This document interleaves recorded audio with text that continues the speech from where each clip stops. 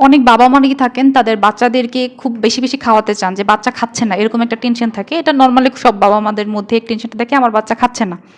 আপনার বাচ্চার যদি ফিজিক্যাল অ্যাক্টিভিটি ভালো থাকে, সে ভালোমতো খেলাধুলা করছে এবং সে নিজে থেকে যতটুকু খেতে চাচ্ছে তাকে ততটুকুই খেতে দিন।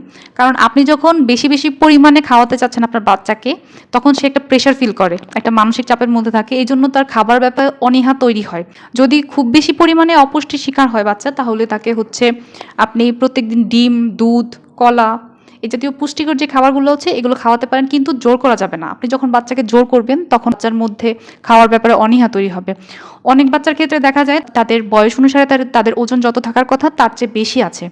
কিন্তু বাবা-মার তাও মনে হচ্ছে যে তার বাচ্চা খাচ্ছে না। যার কারণে বাচ্চাকে বেশি, বেশি খাওয়ানোর কারণে বাচ্চা ওবেসিটিতে আক্রান্ত হচ্ছে। বাচ্চা নিজে থেকে যতটুকু খেতে চায় তাকে ততটুকুই খেতে দিতে হবে।